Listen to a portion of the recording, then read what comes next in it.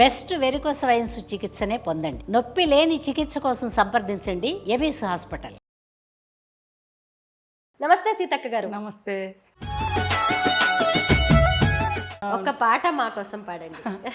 మిల మిల మెరిసిందగో మేడారం జాతర, మిల మిల మెరిసిందగో గిరిజనుల జాతర, మిల మిల మెరిసి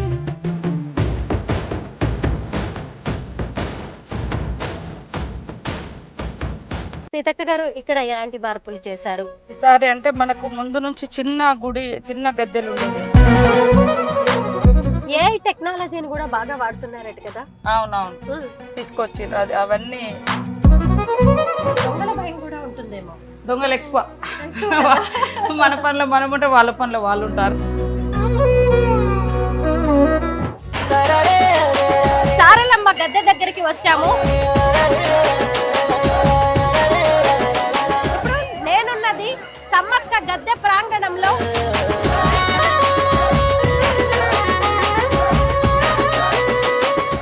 గోవిందరాజులు గద్దె దగ్గరికి నేను వచ్చాను. మేడారం అటవీ ప్రాంతంలో గద్దెల రూపంలో కొలువైన సమ్మక్క సారలమ్మను దర్శించుకోవడానికి అనేక రాష్ట్రాల నుంచి కోట్లాది మంది భక్తులు తరలి వస్తూ ఉంటారు. దీన్ని కుంభమేళాగా అభివర్ణిస్తూ ఉంటారు. ఆసియాలోనే అతి పెద్ద గిరిజన జాతర మేడారం సమ్మక్క సారలమ్మ జాతర. 2 ఏళ్లకోసారి జరిగే ఈ జాతరను చూడ్డానికి ఎంతో మంది అదృష్టం ఉండాలి అని చెబుతూ ఉంటారు. అయితే ఇప్పుడు మేము హైదరాబాద్ నుంచి తాడ్వాయి ప్రాంతానికి చేరుకున్నాం. చూశారు కదా, ఈ స్వాగత తోరణాన్ని గిరిజన కళారూపాలతో ఎంత అందంగా అలంకరించారో, ఎంత అద్భుతంగా భక్తులకు స్వాగతం పలుకుతున్నారో. ఈ రోడ్డు గుండా మనం లోపలికి వెళ్తే సమ్మక్క సారలమ్మల దర్శనం అవుతూ ఉంటుంది. వనసీమలో జరిగే జన జాతరకు సీఎం రేవంత్ రెడ్డి సర్కార్ 250 కోట్ల రూపాయలను కేటాయించి అభివృద్ధి పనులు చేస్తోంది. జాతరను అద్భుతంగా నిర్వహిస్తోంది. ఇప్పుడు ఇవన్నీ కూడా సీతక్క కనుసన్నల్లోనే జరుగుతూ ఉన్నాయి. సీతక్కను కలుసుకోవడానికి మేము హైదరాబాద్ నుంచి మేడారం బయలుదేరాం. పదండి, సీతక్క రాజకీయ ప్రస్థానం గురించి, ఆమె జీవితం గురించి అనేక విషయాలు తెలుసుకుందాం.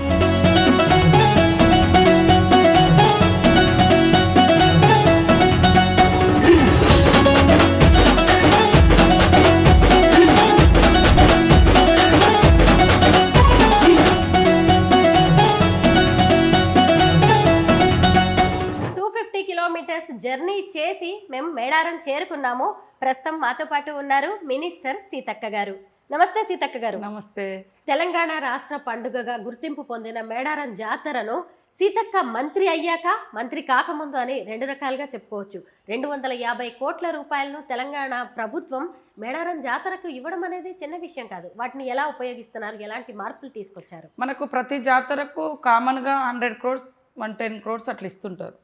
దానికితో పాటు ఇప్పుడు ఇంకా కొంచెం ఒక 20-30 కోట్లు ఎక్కువ ఇచ్చారు. జాతర నిర్వహణకు 2 yearsకి ఒకసారి వచ్చేది. గుడికి 101 crores ఇచ్చారు. చుట్టూ మాస్టర్ ప్లాను, గుడి నిర్మాణము, అగ్రనైటు. టైం తక్కువ, 3 నెలల్లో. మనకు అక్టోబర్ ఎండింగ్ వరకు కూడా వర్షాలే ఉండే.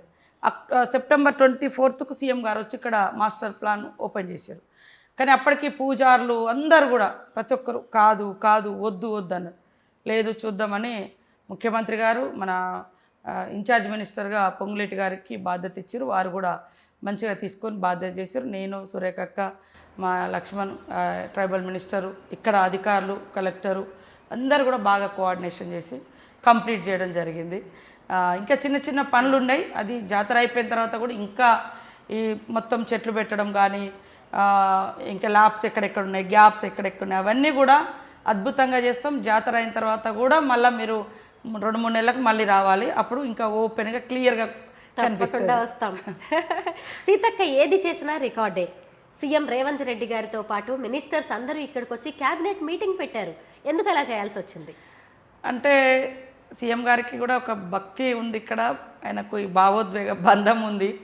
2010 నుంచి నాకు తెలిసి వారు రెగ్యులర్గా వచ్చారు. ఇప్పటి వరకు రెగ్యులర్గా వచ్చారు. కుటుంబంతో కూడా మొన్న మనమని కూడా తీసుకొని వచ్చిండు. ఆయన కొంచెం ఆ ఫీలింగ్ కూడా, పాదయాత్ర కూడా ఇక్కడి నుంచే స్టార్ట్ చేసిండు.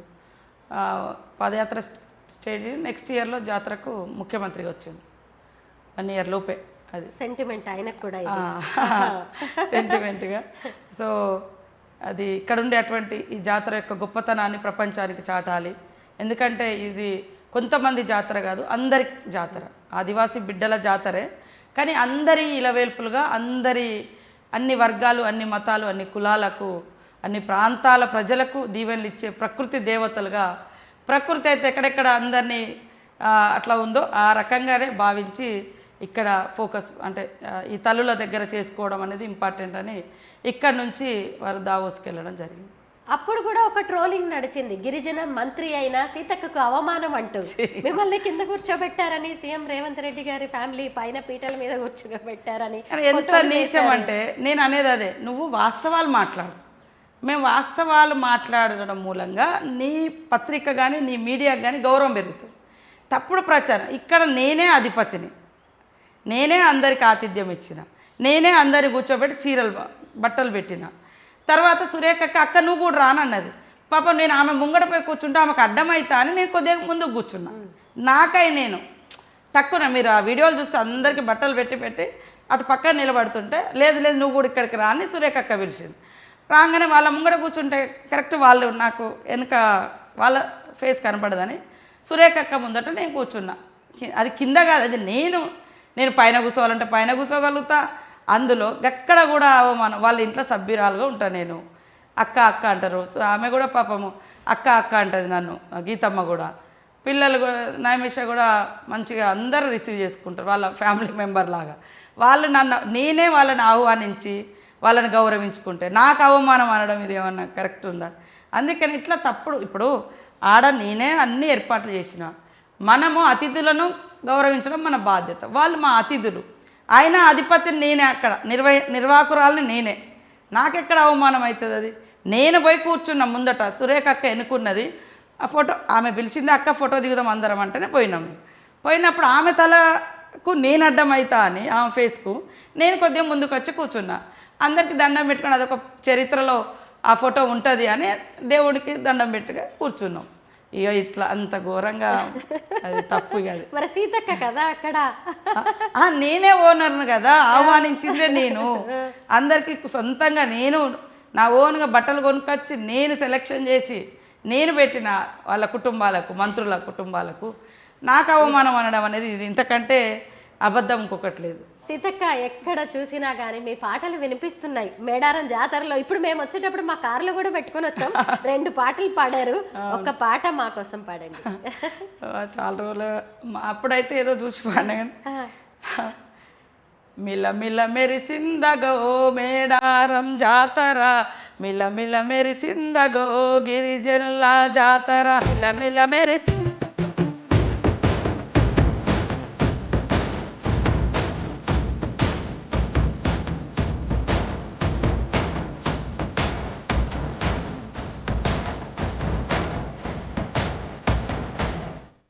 బాగుంది.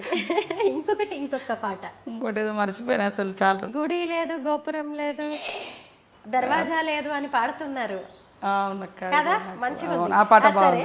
అది కూడా, అది కనకవ మీరు కూడా పాడారు కదా, మీ ఇద్దరు కలిసి పాడారు. మేమిద్దరం ఆడ స్టేజ్ మీద పాడినట్టుంది. ఎక్కడ స్టేజ్ సీఎం గారు వచ్చినప్పుడు ఏదో పాట పాడినాము హైదరాబాద్ లో, ఆమెతో బాగా వినిపిస్తుంది ఇప్పుడు ఆ పాట. మీ వాయిస్ ఎక్కడ విన్నా కూడా. ఫైనల్ గా మాకు మేడారం ములుగు అనగానే సమ్మక్క సారక్కతో పాటు సీతక్క కూడా గుర్తొస్తారు. సీతక్క మాటల్లో సమ్మక్క సారక్క కథ వినాలని ఉంది. సమ్మక్క సారలమ్మ చరిత్ర, నాకు తెలిసిన చరిత్ర, కాకతీయులను ఎదిరించిన చరిత్ర, ఈ దేశ చరిత్రలో ఆదివాసులు మొదటి నుంచి కూడా కాకతీయుల కాలం కావచ్చు, బ్రిటిష్ వారి కాలం కావచ్చు, నిజాం నవాబుకు వ్యతిరేకంగా కుమ్రం భీం కావచ్చు, అంటే అన్యాయం జరిగినప్పుడు ఎవరికి మన వాళ్ళు అన్యాయం చేయరు. అన్యాయం జరిగినప్పుడు తిరుగుబాటు అనేది చరిత్రలో, ఈ దేశ చరిత్రలో 250 పైగా పోరాటాలు ఉన్నాయి. రంపా తిరుగుబాటు కానీ, లేదా చోటా నాగపూర్ కానీ, ఇట్లా రకరకాలుగా బీర్సా ముండా, కుమ్రం భీం, మన దగ్గర విప్లవకారులు, ఇట్లా ఆదివాసీ బిడ్డలు, ఇవన్నీ కూడా ఉన్నాయి. అంటే జనం కోసం పనిచేస్తే జనంలో ఉంటామని అంబేద్కర్ అన్నదానికి ఖచ్చితంగా సమ్మక్క సారలమ్మ చరిత్ర సజీవ సాక్ష్యం. వాళ్ళ యొక్క పోరాట చరిత్రలో మరి మహిమలు కూడా ఉన్నాయి ఇప్పుడు అనేది. వాళ్ళు పుట్టుకనే ఒక డిఫరెంట్గా అనేది కథనాలు ఉన్నాయి. తర్వాత కూడా ఇప్పుడు చాలామంది ఇక్కడికి వచ్చిపోయినటువంటి వాళ్ళు, ఈవెన్ కమ్యూనిస్ట్ నాయకులు కూడా చాలామంది వస్తున్నారు. అంటే వాళ్ళకు కూడా ఒక భావం అది ఫీలింగ్ అనేది ఉంది. సో నాకు కూడా నేను తెలిసి రాజకీయాలకు వచ్చిన కాడ నుంచి ఒక్కసారి అధికారంలో ఉండి జాతర నిర్వహించాలనుకున్నాను. అదొక్కటే మొక్కుకున్నాను. నేను ఎప్పుడు నాకు ఈ మొక్కు ఆ మొక్కు కానీ ఎప్పుడు మొక్కుకున్నా. అడిగి పోతేనే ఒక ఫీలింగ్ ఉంటుంది. ఆ ఫీలింగ్లో మనం ఏమి అడిగలేం, అంతే ఆ ఫీలింగ్తో బయటకు వస్తాం. సంతోషం వచ్చినా దుఃఖం వచ్చినా అది నాకు 2004 నుంచి నా ప్రస్థానం సమ్మక్క దగ్గర మొదలుపెట్టిన కాడ నుంచి సరే లేటుగా అయినా ఈ గౌరవం నాకు దక్కింది. చరిత్రలో నిలిచిపోయే దేవాలయం నిర్మించుకోవడం ఆదివాసి బిడ్డగా నాకు ఈ అవకాశం అదృష్టంగా భావిస్తూ ఉన్నా. ఖచ్చితంగా ఆ తల్లుల కీర్తి విశ్వాసం 10 తరాలు ఉండే విధంగానే పనిచేస్తే తప్ప ఎప్పుడు కూడా అస్తిత్వానికి కానీ వాళ్ళ మా విశ్వాసం దెబ్బతినే విధంగా ఎక్కడ పనిచేయాలి. అందరు భక్తులకు కోరుతా ఉన్నా, మంచి జరుగుతుంది, మొక్కుకోండి, కుటుంబ సమేతంగా రండి, మంచిగా మనస్ఫూర్తిగా మొక్కుకోండి, తప్పకుండా అన్ని సకల కోరికలు తీరుతాయని తెలియజేస్తాను. జాతరలో ఇసుక వేస్తే రాలనంత జనం ఉన్నారు. మీతో కలిసి వెళ్ళి మీరు చేసిన విశేషాలు, కొత్త ఏర్పాట్లు ఏంటి అనేది చూడాలనుకుంటున్నాం. చూపిస్తారా? థ్యాంక్ యూ, తప్పకుండా.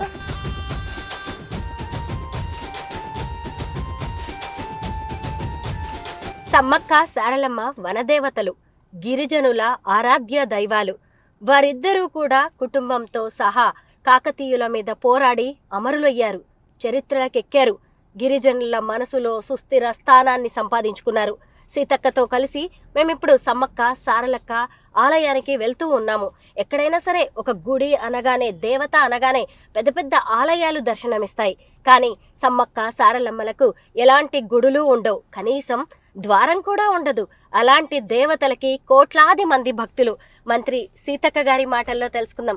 సీతక్క గారు, ఇక్కడ ఎలాంటి మార్పులు చేశారు ఈసారి? అంటే మనకు ముందు నుంచి చిన్న గుడి, చిన్న గద్దెలు ఉండేది, పగడిద్దరాజు, గోవిందరాజు. ఫస్ట్ అవి మారుద్దామని అనుకున్నాము, ముందుకు తీసుకొద్దాం, ఒక వరుస క్రమంలో పెడితే భక్తులందరికి కూడా మంచి దర్శనం అవుతుందని.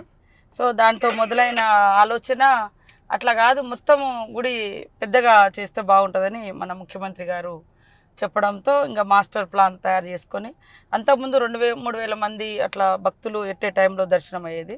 కానీ ఇప్పుడు దాదాపు 10,000 మంది ఎట్టే టైంలో దర్శనానికి పోయే అవకాశము మనకు కల్పించడం జరిగింది. ఈ రోడ్స్ కూడా చాలా, మీకు చూస్తే సింగిల్ రోడ్స్ ఉండేది, చాలా టైట్గా ఉండేది. ఇప్పుడు ఎన్ని లక్షల మంది వచ్చినా మంచి ఫ్రీగా రోడ్ మీద నడిచి వెళ్ళడానికి కానీ, వెహికల్స్ కొంతవరకు వెహికల్స్ అనుమతించడానికి కానీ బాగా అవకాశం వచ్చింది. చాలా జంక్షన్స్ కూడా మేము డెవలప్ చేసినాం, మీరు చూస్తూ ఉన్నారు. ఆదివాసీ జీవన విధానము, జంతువులు, అడవి, ఇలా మంచి అట్లా అక్కడ చూస్తే మీకు సెల్ఫీలు ఎంత దిగుతున్నారు చూడండి. ఎప్పటికీ ఉండేటట్టుగానే కట్టినాం, ఎప్పటికి. ఇక్కడ ఇంకా మా ఆదివాసీ పోరాట యోధులు, కొమరం భీం, బిర్సా ముండా విగ్రహాలు కూడా వస్తాయి, వాటిని తయారు చేస్తున్నాం, అందలేదు. ఇట్లా సెల్ఫీలు చాలామంది, మొన్న ముఖ్యమంత్రి గారు, మా క్యాబినెట్ మినిస్టర్స్ కూడా అందరు వచ్చినప్పుడు ఇక్కడ ఫొటోస్ కూడా వాళ్ళు కూడా దిగిర్రు. సో చాలా అంటే ఇట్లా డిఫరెంట్గా ఉంటాయి కదా, మన సిటీలలో అంతా కొంచెం వేరే రకమైనవి ఉన్నాయి. సో ఇక్కడ జీవన విధానానికి ఇక్కడ ఫారెస్ట్ను అంటే సింబాలిక్గా చేస్తూ చేయడం జరిగింది. కానీ విగ్రహాలు కూడా ఎంతో అద్భుతంగా ఉన్నాయి, జీవకళ ఉట్టి పడుతోంది. ఎక్కడ చేయించారు ఇవన్నీ? ఇవన్నీ ఇక్కడ బయట నుంచి వచ్చే బ్యూటిఫికేషన్స్ వాళ్ళు వచ్చి చేయడం జరిగింది. ఇట్లా అందరు సెల్ఫీలు దిగుతా ఉన్నారు. ఎప్పుడు ఇవన్నీ సందడిగా ఉంటున్నాయి, అంతకుముందు వరుసగా వచ్చి వరుసగా పోయేవాళ్ళు. అవును, ఇప్పుడు ఫోటోలు దిగడం, సెల్ఫీ పాయింట్స్ అనేది స్పెషల్ అట్రాక్షన్. అవునవును. సీతక్క అంటే అసలు మాస్ లీడర్, తమలో ఒకరిగా భావిస్తూ ఉంటారు నిజంగా జనం కూడా. అందరూ అక్క అక్క అనుకుంటూ వస్తారు, చాలా సంతోషం అనిపిస్తుంది. మీకు కూడా మీరు ఇందాక ఇంటర్వ్యూలో కూడా చెప్పారు, ఫ్యామిలీతో కంటే కూడా నాకు బయట జనంతోనే అటాచ్మెంట్ ఎక్కువ అని. అవును. ఇందులో ఇంకా ఏమైనా కొత్తగా వచ్చాయా? అంటే రోడ్స్ డెవలప్ చేసినాం, బయట మనం క్యూ లైన్స్ ఒక 10,000 మంది అంతకుముందు ఎండల తడకల కింద ఉండేది, ఇప్పుడు చాలా పెద్దగా కట్టేస్తున్నాము. క్యూ లైన్స్ కూడా ఎవరికి వాళ్ళకి మంచిగా ఫ్రీగా ఉంటాయి, అందులో డ్రింకింగ్ వాటర్ పెడుతున్నాం. ఈసారి పిల్లలకు ఫీడ్ పాలు ఇవ్వడానికి కూడా సపరేట్ రూమ్స్ వేస్తున్నాం. అంటే ఇబ్బంది పడకుండా నీళ్ళు కూడా ఎక్కడ వీలైతే అక్కడ వాటర్ ట్యాంక్స్ పెట్టేస్తున్నాం. లోపల వాటర్ ట్యాంక్స్ పెట్టినా కూడా ఈ రోడ్లెంబటి వాళ్ళకి కనబడతలేవు. ఈ రోడ్లెంబటి కూడా మొబైల్ వాటర్ ట్యాంక్స్ పెట్టినాము, మొబైల్ టాయిలెట్స్ పెట్టినాము. అంటే ఇంకా లైటింగ్స్ కూడా చాలా ఎక్కువ తీసుకురావడం జరిగింది ఈసారి. సో అన్నీ ఎక్కడ చూసినా కూడా వెలుతురు అనేది కనిపించేటట్టుగా చేయడం జరిగింది. మొత్తం ఈసారి డ్రోన్ కెమెరాస్ కూడా పోలీస్ వాళ్ళు ప్రతి పిన్ టు పిన్ అక్కడ ఏం జరుగుతుంది అనేది తెలిసేటట్టుగా, దొంగలు వచ్చినా లేకుంటే ఏదైనా చిల్లర వేషాలు వేసినా అవన్నీ కూడా బయటకు వచ్చేటట్టుగా డ్రోన్ కెమెరాస్ కూడా పోలీస్ డిపార్ట్మెంట్ నుంచి బాగా వాడుతున్నారు. ఏఐ టెక్నాలజీని కూడా బాగా వాడుతున్నారట కదా? అవునవును, తీసుకొచ్చిండ్రు. అది అవన్నీ ఎప్పటికప్పుడు మనకు తెలిసిపోతా ఉంది. అందుకనే రోడ్స్ కూడా నీట్గా ఉంచుతాను. అసలు జనరల్గా మనకి ఈ రద్దీ జాతర మొదలైనకు ఉంటుంది, కానీ ఈ రద్దీ మాకు 15 రోజుల నుంచే ఇట్లాంటి జనాలు రోడ్ల మీద విపరీతంగా వచ్చిపోతా ఉన్నారు. సో వాళ్ళకు పెరిగినటువంటి భక్తికి నమ్మకానికి ఇదొక గొప్ప నిదర్శనము. ఇంకా వాళ్ళ విశ్వాసాన్ని వాళ్ళ నమ్మకాన్ని కాపాడుతూ వాళ్ళకు సౌకర్యాలు కూడా బాగా చేయాలనేది మా ఆలోచన. సమ్మక్క సారక్క చరిత్రను చెప్పేలా శిలాతోరణాలను ఏర్పాటు చేశారు. అవును, అవి ఎందుకు వచ్చింది ఆలోచన అలా చేయాలి అంటే ఎవరెవరో వచ్చి ఎవరెవరో ఏదేదో చరిత్రను లిఖిస్తూ ఉంటారు భవిష్యత్తులో. అట్లా కాదు, ఆ కట్టడాల మీద ఆ బొమ్మలు అవి ఉండడం మూలంగా ఆదివాసుల చరిత్ర అనేది అక్కడ నిలబడుతుంది, జీవన విధానం ఏంటో తెలుస్తుంది. కొన్ని చోట్ల దేవుళ్ళు బాగా ఎక్స్పోజ్ అయ్యి అంటే బాగా ప్రాచుర్యంలోకి వచ్చినాక వేరే వాళ్ళు ఆకుపై చేసేసి వేరే రకమైన పూజలు చేసి అక్కడ నుంచి అక్కడ ఉన్న ఆదివాసీ ఆచారాలు సాంప్రదాయాలు పక్కకు పోతున్నాయి. వేరే వాళ్ళు వచ్చి వేరే అవుతుంది. దట్టమైన అడవులలో వెలిసినటువంటి అనేక గొప్ప గొప్ప దేవుళ్ళు కూడా ఒకప్పుడు ఆదివాసీ పూజారులు ఉండేవాళ్ళు, ఆదివాసీలు ఉండేవాళ్ళు, కానీ అది ఈరోజు కనుమరుగైపోయింది. భవిష్యత్తులో అలాంటి పరిస్థితి రావద్దని మేము ఆనవాళ్ళన్నీ కూడా అక్కడ నిర్మించినాం. 150 ఎకరాల్లో బస్ స్టాండ్, అలాగే జంపన్న వాగు దగ్గర కూడా చాలా ఏర్పాట్లు చేశారు. అవి ఎలా ఉన్నాయి? జంపన్న వాగు దగ్గర కూడా అన్నీ ఇంకా కొంచెం మేము టూరిజంది అనుకొని ఒక 5 కోట్లు కేటాయించడం, కానీ టైం లేక చేయలేకపోయినాము. అక్కడ కూడా అన్ని బాతింగ్ ఘాట్స్ కానీ తర్వాత స్నానాలు చేయడానికి ఈజీగా ట్యాప్స్ కానీ ఇవన్నీ పెట్టడం, అన్ని వాటరు టాయిలెట్స్ ఫెసిలిటీస్. భక్తులు అడిగేది అదే ఎక్కువ, జంపన్న వాగులో స్నానాలు, తర్వాత శానిటేషను, క్యూ లైన్లు, మంచి దర్శనం ఇవే అడుగుతారు. కాబట్టి అవన్నీ కూడా ఏర్పాటు చేసేసి జనవరి 28 నుంచి 31వ తారీఖు వరకు 4 రోజుల పాటు మేడారం జాతర జరుగుతోంది కదా. ఈ 4 రోజుల పాటు ఏం చేస్తారక్క? 4 రోజుల పాటు అంటే ఫస్ట్ రోజు సార్లమ్మ, పగడిద్దరాజు, గోవిందరాజులు వాళ్ళ ఊర్ల నుంచి వాళ్ళ గుట్టలలో కొలువైన ప్రాంతం నుంచి తీసుకొచ్చి అందరూ గుడిలో పూజలు చేసి మళ్ళీ బుధవారం రోజు సాయంత్రం 6-7 గంటలకు గద్దెలను ఎక్కిస్తారు. బేస్తవారం నాడు సమ్మక్కను చిలకలగుట్ట నుంచి తీసుకొస్తారు. శుక్రవారం నాడు మొక్కులు చెల్లించుకుంటారు. శనివారం రోజు అన్ని పూజలు చేసుకొని మళ్ళీ తిరిగి వనంలోకి ఎక్కడ దేవుళ్ళని అక్కడ పంపుతారు. చిలకలగుట్టకు సమ్మక్కను తీసుకుపోయి ప్రతిష్ఠింపజేస్తారు. అంటే జనరల్గా అయితే భక్తులు వచ్చిన వాళ్ళు బుధవారం నుంచి శుక్రవారం దాకా ఉండడం అనేది ఆనవాయితీ. కానీ ఇప్పుడు పెరిగిన భక్తుల అవసరాలు, ఇప్పుడు భక్తి భావంతో కాకుండా మన అవసరాలకు తగ్గట్టుగా మనం వచ్చి పూజలు చేసుకొని పోతున్నాం. సరే, ఏదేమైనా ఆనవాయితీని బొడగొట్టుకోకుండా మన తాతలు ముత్తాతలు చేస్తే మనం కూడా అది కంటిన్యూ చేయడం అనేది గొప్ప విషయం. అక్క, ఈసారి టెంట్ సిటీ ఏర్పాటు చేశారంట. అలాగే మళ్ళీ మనం ఇక్కడికి రావాలి భక్తులు అంటే చాలా ఇబ్బందులు అవుతూ ఉంటాయి, ట్రాఫిక్, అలాగే వెహికల్స్ ఎక్కడ చూసినా. ఇప్పుడు హెలికాప్టర్స్ కూడా ఏర్పాటు చేశారు కదా? అవును, హెలికాప్టర్స్ ఈసారి 2 వచ్చినాయి. టెంట్ సిటీ కూడా ఇక్కడ నిర్మాణం చేసి ఎవరైనా విఐపీలు కానీ లేదా వాళ్ళు ఎవరైనా బుక్ చేసుకునేటువంటి వాళ్ళు కానీ ఇది ఈజీగా ఉంటుంది. ఇక్కడ నుంచి దర్శనం కూడా చేయించడానికి అల్కగా ఉంటుందని ఇక్కడ నుంచే మనము అందరికీ అకామిడేషన్ పర్మనెంట్ అంటే అది వృధా అవుతుంటుంది, నిర్మించలేము. ఎన్ని వేల మందికి కూడా ఇవ్వలేము, లక్షల మందికి. ఉన్నంతలో ఈ టెంట్ సిటీని మనం తయారు చేసి ఇక్కడ పెట్టడం జరిగింది. ఆసియాలోనే అతి పెద్ద గిరిజన జాతర సమ్మక్క సారక్క జాతర. కోట్లాది మంది అనేక రాష్ట్రాల నుంచి ఇక్కడికి తరలి వస్తూ ఉంటారు. అలాంటి వాళ్ళకి ఇక్కడ అనేక రకాలైన ఏర్పాట్లు చేయాల్సి ఉంటుంది. ఇక్కడికి వచ్చిన భక్తులు చక్కగా ఉండడానికి మంత్రివర్యులు సీతక్క గారి ఆధ్వర్యంలో టెంట్ సిటీని ఏర్పాటు చేశారు. మీరు ఇక్కడ చూడొచ్చు టెంట్ సిటీ ఎంత బాగుందో. సీతక్క గారు, టెంట్ సిటీ గురించి చెప్పండి. అది టెంట్ సిటీ అంటే ఇక్కడ దట్టమైన అడవుల్లో పెద్ద పెద్ద బిల్డింగ్లు కట్టడం కొద్దిగా ఇబ్బందికరం. తర్వాత పర్మనెంట్ కూడా ఉన్నా కూడా రెగ్యులర్గా యూజ్ ఉండదు. సో ఇప్పుడు తాత్కాలికంగా ఇట్లా చేసినాం, కానీ కొన్ని మాత్రం రాబోయే కాలంలో హరిత టైపు ఇంకా కొన్ని ఏర్పాటు చేస్తాం. కానీ వచ్చినటువంటి వాళ్ళు ఎవరైనా బుక్ చేసుకొని పర్సనల్గా ఉండాలనుకుంటూ ఉంటారు. ఏదైనా విఐపీలు వచ్చినప్పుడు కూడా కొంత మేము అకామిడేషన్ ఇవ్వలేకపోతున్నాం. ఇది చాలా బాగుంటుంది. ఇట్లా చైర్స్ కూడా సెటప్ చేశారే? అవును, బాగుంది. నేను కూడా ఇవాళనే కూర్చున్నాయా. టెంట్ సిటీ ఇప్పుడు ఎలా ఉందంటే పక్క పక్కల ఇళ్ళ వాళ్ళు అలాగే పొరుగింటి వాళ్ళని చూస్తూ ఎదురు వాళ్ళని మాట్లాడుకోవచ్చు. చాలా బాగుంటది. అవును, బాగుంది. బాగా ఆలోచించి ఇలాంటి సెటప్ చేసినట్టున్నారు.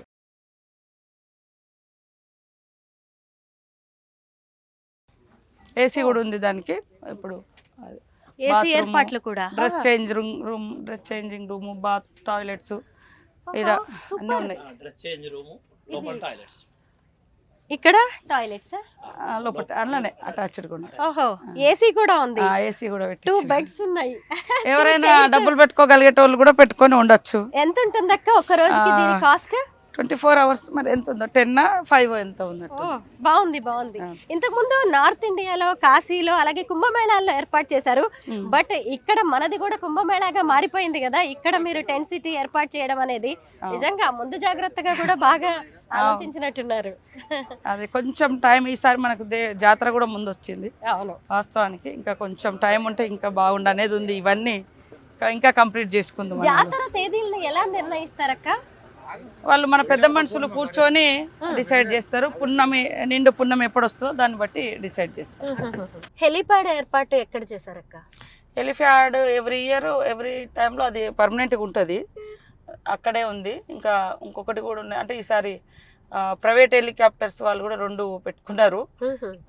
మనది ఇక రెగ్యులర్గా మినిస్టర్స్ లేదా గవర్నర్ గారు వాళ్ళు కూడా వస్తారు కాబట్టి ఇక్కడ పక్కనే పోలీస్, ఇదంతా పోలీసులకు కేటాయించారు ఈ రూమ్స్ అన్ని. దాదాపు ఈసారి 13,000 మంది పోలీసులను మనము ఇక్కడ డిప్లాయ్ చేస్తూ ఉన్నారు బందోబస్తు రీత్యా. వాళ్ళకి ఇప్పుడు కూడా ఇక్కడే అకామిడేషన్ ఇస్తుంటాము. ఆ పక్కనే ఎలిఫ్యాడ్ కూడా ఉంది, ఆ పక్కన గుడి కూడా వస్తుంది. సమ్మక్క సారక్కలకు ఈ నిలువెత్తు బంగారాన్ని ఎందుకు ఇస్తారు? కోళ్ళు కూడా ఎగరేస్తూ ఉంటారు కదా, ఎందుకు అవి? అది మరి ఎదుర్కోళ్ళ పండగ అనేది ఒకటి ఉంటుంది, దేవునికి ఎప్పుడైనా చేస్తూ ఉంటాం. ఇక్కడికి వచ్చిన వాళ్ళు కూడా ఎదుర్కోడు అనేది ఇచ్చి దేవుళ్ళని తీసుకొచ్చే ముందు అది ఒక ఏమంటారు, హారం లాగా అంటారు. అది ఒక మొక్కు, అంటే తల్లి వచ్చే ముందు ఆ భక్తితో మనం ఇచ్చుకునేటువంటి మొక్కులు. ఇంకా ఇక్కడ డబ్బులు ఉండేటి కాదు. ఒకప్పుడు ఆదివాసులకు వాళ్ళకుండే వస్తువులనే సమర్పించుకోవడము, బెల్లము, మరి ఇప్పపు, సారా, ఇట్లాంటివే వాళ్ళ వస్తు మార్పిడే మన ఆదివాసీ జీవితాల్లో ఎక్కువ ఉండేది. సో ఈ మార్కెటింగ్ మనీ, డబ్బులు కట్నం వేసుడు అట్లాంటిది లేదు. అందుకనే వాళ్ళ దగ్గర కోడి ఉండేది, మేక ఉండేది, అవి హారంగా ఇస్తారు ఆహారంగా. తర్వాత బెల్లం బుట్టాలు తీసుకొచ్చి అదే కానుకలు, డబ్బులు, నోట్లు అట్లా కాకుండా బెల్లం ఇచ్చుకోవడం అనేది ఇది మొదటి నుంచి ఆనవాయితీ వస్తుంది. చిన్నప్పుడు మీరు ఈ జాతరకు వస్తూ ఉండేవాళ్ళ? అప్పుడు ఎలా ఉండేది ఈ ప్రాంతం అంతా? అంతా అడవి, కంక బొంగులు, ఆ గద్దె మీద కూడా కంక కనిపించేది, చుట్టూ మట్టి ఉండేది. అక్క చిన్నప్పుడు కూడా మీరు మేడారం జాతరకు వస్తుండే కదా, అప్పుడు ఈ ప్రాంతం అంతా ఎలా ఉండేది? అంతా జంగల్ ఉండేది, కంకవనాలు ఉండేది. ఆ కంకవనాల కింద మా అమ్మ, నాన్న, మేము అందరము ఆడ పసుపు కుంకుమ చల్లుకొని ఆ దేవుని కాడ అక్కడ ఒక రాయి పెట్టుకొని ఆడ పుట్టుంటే పుట్టకు పసుపు కుంకుమ చేసి మొక్కులు చెల్లించుకొని ఆడనే 3 రోజులు ఉండేది. తర్వాత నాకు తెలిసిన తర్వాత మళ్ళీ ఇక్కడ మీడియా పాయింట్ ఉండేది. ఫస్ట్ ఆ మీడియా పాయింట్ కూడా ఫ్రీగా ఉండేది. అందులో పోయి అక్కడ ఆ మీడియా పాయింట్ కాడ ఉండేది. అప్పుడు మంచెలతోటి ఉండేది అవి కొయ్యలు. తర్వాత వేరే అయిపోయింది, ఇప్పుడు మళ్ళీ ఇంకా వేరే మారిపోయింది. ఇక్కడ దాకా వచ్చి ఉండేవాళ్ళం. అప్పుడు ఈజీగా ఉండేది, కానీ టాయిలెట్స్ ఇవి చాలా కష్టంగా ఉండేది. జంపన వాగెంబట్టి ఉంటేనే కొంచెం అన్నీ అలానే స్నానాలు చేసి అక్కడే బట్టలు మార్చుకొని ఇదంతా చేసుకునేటువంటి అవకాశం ఉండేది. కానీ అప్పుడు కనీసం వెహికల్స్ కూడా ఉండేవి కాదు కదా, కాలినడకనే వచ్చేవారేమో. అవునవును, లేదంటే 3 రోజులు నడుచుకుంటూ వచ్చేది. 3 రోజులు పట్టేదా? 3 రోజులు మా ఊరు నుంచి 3 రోజులు నడుచుకుంటూ వచ్చేది. నడుచుకుంటూ రావడం, 3 రోజులు నడుచుకుంటూ వచ్చి 3 రోజులు నడుచుకుంటూ పోయేది. మళ్ళీ 3 రోజులు ఇక్కడ ఉండేవాళ్ళు. ఇక్కడ 10 రోజులు దాదాపుగా. 10 రోజులు జాతర అంటే ఇప్పుడు 4 రోజులు చేసుకోవడం, 1 గంట ఉండడం అనేది కూడా కష్టమైతున్నట్టుంది నిజంగా. అవును. కమాండ్ కంట్రోల్ రూమ్ కి వచ్చాము. అవును.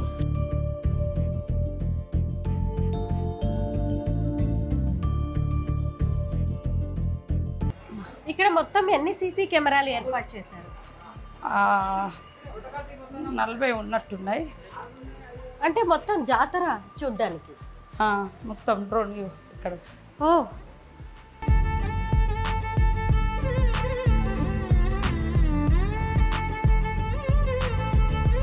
ఇవన్నీ మొత్తం జాతరలో ఎక్కడెక్కడ ఏ మూమెంట్ ఉంది అన్నీ ఇక్కడ కమాండ్ కంట్రోల్ నుంచి చేస్తాం, ఆపరేట్ చేస్తాం. చిన్న పిల్లలు తప్పిపోయినా గానీ పట్టుకోవడానికి కొత్త ఏదో ఏర్పాటు చేశారు. ఒక టై తయారు చేసారు, దాని ద్వారా ఈజీగా క్యాచ్ చేసుకోవడానికి, దొరకబట్టడానికి మన పోలీస్ వాళ్ళు తయారు చేస్తారు. ఇంతమంది భక్తులు వస్తారు కాబట్టి దొంగల భయం కూడా ఉంటుందేమో.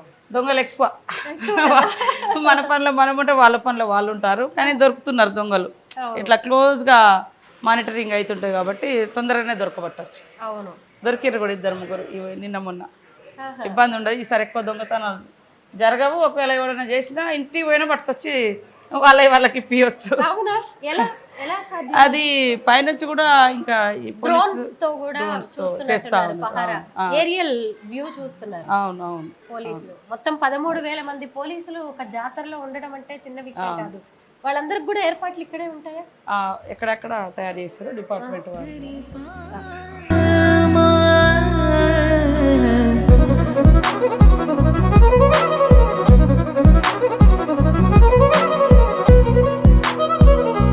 ఇప్పుడు మేము సమ్మక్క గద్దె దగ్గరికి వచ్చాము. ఇంతకు ముందు ఇలాగా శిలాతోరణాలు ఉండేవి కాదు. ఎంత చక్కగా ఇప్పుడు వీటిని ఆర్చిల్లాగా గద్దెల చుట్టూ ఏర్పాటు చేశారో చూడొచ్చు. ఈ మధ్య కాలంలో ముఖ్యంగా మేడారం జాతరలో స్పెషల్ అట్రాక్షన్ గా మారినవి ఆదివాసీల సంస్కృతి సంప్రదాయాలను ప్రతిబింబించేలా ఏర్పాటు చేసిన ఈ తోరణాలు. చూశారు కదా ఆదివాసీల జీవితం ఎలా ఉంటుంది, వారి సంస్కృతి సంప్రదాయాలు, వారి ఆచార వ్యవహారాలు, వారు ఉపయోగించే వస్తువులు ఎలా ఉంటాయి, వారి ఆహారపు అలవాట్లు ఎలా ఉంటాయి అనేది చెప్పే విధంగా ఇలాగా అనేక రకాలుగా వారికి సంబంధించిన విశేషాలతో ఇక్కడ తోరణాలని ఏర్పాటు చేశారు. సారలమ్మ గద్దె దగ్గరికి వచ్చాము. తన తల్లి అయిన సమ్మక్క గద్దె వద్ద ఎలాంటి ఏర్పాట్లు ఉన్నాయో ఇక్కడ కూడా అలాగే ఏర్పాటు చేశారు. గోవిందరాజులు గద్దె దగ్గరికి నేను వచ్చాను. గోవిందరాజులు అంటే మరెవరో కాదు, సమ్మక్క కొడుకు, సారలక్కకి సోదరుడు. అదిగోండి, ఈయన కాకతీయులతో జరిగిన పోరాటంలో అమరుడయ్యాడు. ఇప్పుడు మనం వరుసగా ముందుగా సమ్మక్క దర్శనాన్ని చేసుకున్నాము, ఆ తర్వాత సారక్క దర్శనం చేసుకున్నాము, ఆ తర్వాత గోవిందరాజుల దర్శనం చేసుకున్నాము. ఇప్పుడు మనం వచ్చింది పగిడిద్దరాజు గద్దె వద్దకు. పగిడిద్దరాజు మరెవరో కాదు, సమ్మక్క భర్త, సారక్క తండ్రి. ఆయన కూడా ఈ యుద్ధంలో అమరులయ్యారు. ఆయనకి సంబంధించిన గద్దెని మనం ఇక్కడ చూడొచ్చు.